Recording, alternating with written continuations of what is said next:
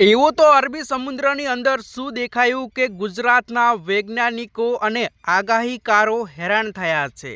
એવું કહેવામાં આવી રહ્યું છે કે અરબી સમુદ્ર છે ફરીથી સક્રિય થયો છે અને જેના ભાગરૂપે મિત્રો ગુજરાતની અંદર હવામાન વિભાગ દ્વારા ભલે ચોમાસું બેસાડવામાં નથી આવ્યું, પરંતુ ચોમાસાનો વરસાદ છે એ ગુજરાતની અંદર પડી રહ્યો છે અને આજે આ પણ ગુજરાતની અંદર વાવણી લાયક વરસાદ છે એ નોંધાશે। મિત્રો આપને જણાવી દઉં, અહીંયા તમે વેધર મોડલની અંદર જોઈ શકો છો, ગુજરાતથી નીચે જે સમુદ્ર કિનારો આવેલો છે એમને અરબી સમુદ્ર કહેવામાં આવે છે અને અરબી સમુદ્ર છે એ ફરીથી સક્રિય થયો છે। આની સાથે સાથે મિત્રો અહીંયા કેરળ હોય, કર્ણાટક હોય, મધ્ય મહારાષ્ટ્ર હોય, આ તમામ વિસ્તારોની અંદર ફરીથી વરસાદ પડી રહ્યો છે અને મધ્ય મહારાષ્ટ્રની અંદર જે ચોમાસું અટકેલું હતું એ ચોમાસાને હવે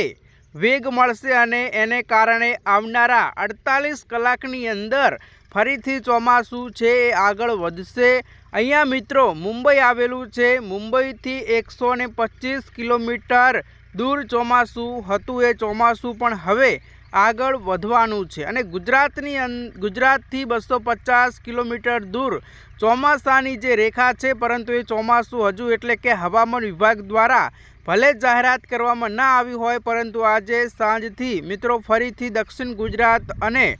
સૌરાષ્ટ્રની અંદર વરસાદના પ્રમાણની અંદર થોડોક વધારો છે જોવા મળશે, કેમ કે અરબી સમુદ્ર સક્રિય થયો છે અને એના વાદળો અને એની હવાઓ છે એ હવે ગુજરાત ઉપરથી ભારતના મુંબઈ, મહારાષ્ટ્ર, ગોવાના વિસ્તારો છે આ તમામ વિસ્તારો ઉપર પસાર થઈ રહી છે। એને કારણે વાદળો છે અને પણ આ રીતે પસાર થવાના છે, જેને કારણે તમામ વિસ્તારોની અંદર હવે ચોમાસાનો વરસાદ છે એ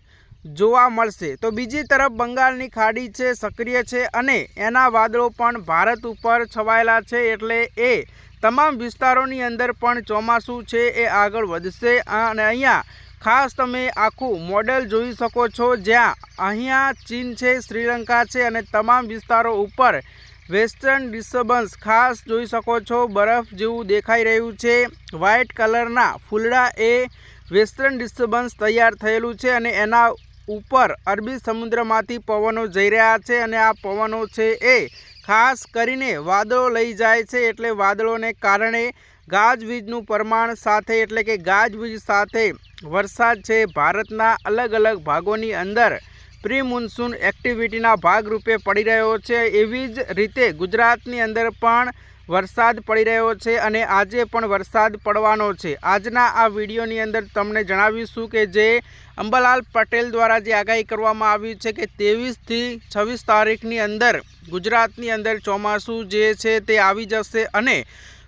વરસાદ પણ ભારે પડવાનો છે। પરંતુ આજના તાજા હવામાન સમાચારની વાત કરીએ તો કયા વિસ્તારોની અંદર વરસાદ જે છે તે વાવણી લાયક પડી ગયો છે તેની હું તમને થોડીક માહિતી આપી દઉં, તો વિડીયો તમે એન્ડ સુધી જોતા રહેજો। હજુ સુધી તમે અમારા ફેસબુક પેજ ઉપર નવા છો તો લાઈક કરજો, ફોલો કરજો, શેર કરવાનું ના ભૂલતા, તમારા ખેડૂત મિત્રોને આ વિડીયો મોકલી દેજો। આજના તાજા હવામાન સમાચાર ઉપર નજર કરીએ તો મિત્રો ગઈકાલે અમરેલીના ઘણા બધા વિસ્તારોની અંદર વાવણી લાયક વરસાદ છે નોંધાયો હતો। તો એ પહેલાં એટલે કે છેલ્લા 3 દિવસની અંદર દક્ષિણ ગુજરાતની અંદર સુરત, વલસાડ, નવસારીના વિસ્તારો, મધ્ય ગુજરાતની અંદર દાહોદ, છોટાઉદેપુર, મહીસાગરના વિસ્તારો, સૌરાષ્ટ્રની અંદર ભાવનગર, અમરેલી, બોટાદના વિસ્તારોની અંદર વાવણી લાયક વરસાદ છે ઘણા બધા વિસ્તારોની અંદર પડી ચૂક્યો છે। તો દર્શક મિત્રો, આથી ટૂંકમાં માહિતી આવા જ સમાચાર માટે હમણાં અમારા પેજને ફોલો કરો, લાઈક કરો, શેર કરો।